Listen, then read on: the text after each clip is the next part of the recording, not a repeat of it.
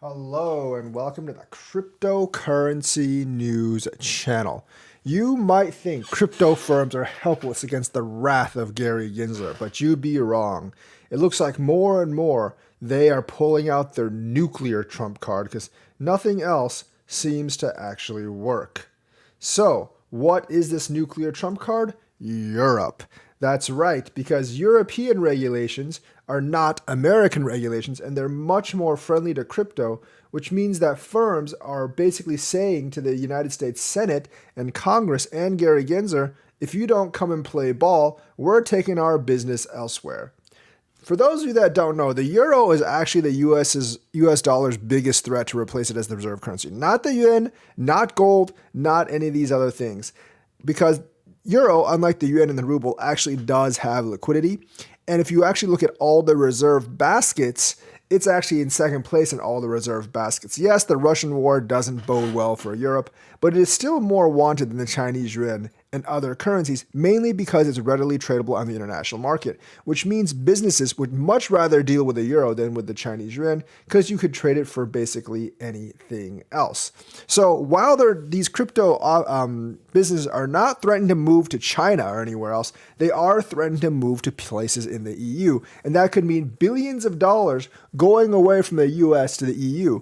And that could really help boost the euro's chances against the dollar, which I actually kind of like because that would actually weaken the dollar index, which we actually kind of want.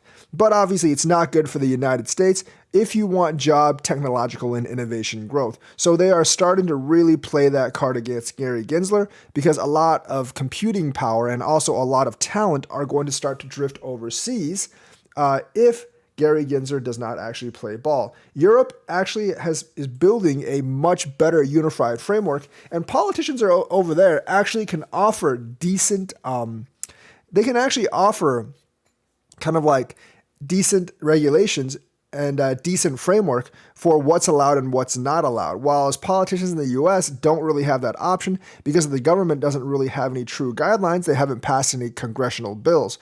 And the SEC is okay with Congress dragging its feet because they get to sue people. Well, if those companies move to Europe, they can't sue them, and America will be losing a lot of valuable business.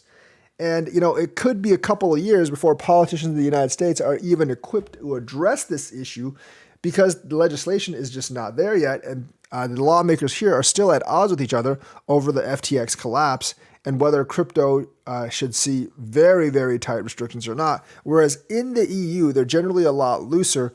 And, the securities issue, a lot of the part is actually sort of cleared up and they're much more welcoming to crypto. So basically, like lobbyists and lawmakers are trying to keep pressure on Congress by warning the US is falling behind the rest of the world, but it's mainly Europe that they're actually concerned about. Because China doesn't allow crypto. Australia is too small of a market. Canada is too small of a market. China, a lot of Russia is, like Russia. Africa, I don't think is well developed enough yet. So, and other places like India have their own crypto problems as well. But Europe is a huge economic zone with a lot of money. Also, aside from the dollar, the euro is the biggest international currency, and this could really help bolster the Europe's position against the United States, which the U.S. will not actually like. Now, Europe will probably never match the United States in military might, but in current terms of economic dominance, it could definitely do this, and especially with crypto, that could be a real possibility. So that is their nuclear bomb option against the SEC, and I think it's one that politicians will actually take note of because they don't want to lose the war to Europe. While, on TV, they say all this stuff about China and Russia and, all this other stuff, a lot of these, like those in the know, are actually keeping an eye on Europe and how the euro fares with the dollar and the economic implications. Now, Brexit has kind of screwed those for a little while, and the EU is facing troubles right now. But if it can get its hands around crypto, it can challenge the dollar in the future. Because, if you look at the SDR, about 60% is the United States, but about 25%, I believe, is actually the euro. So they're much, much closer than China or Russia or anyone else, or Africa or India, in terms of taking on the US economically. And since basically the US is allied with Europe via NATO, with other enemies like China and Russia, the US isn't going to be able to really militarily apply any pressure on Europe. So it's more of a complete economic jostling match. And I do see like the politicians to know that like how dangerous this jostle is. And it could actually weaken the US economic position in the world if such a big technological innovation goes to Europe.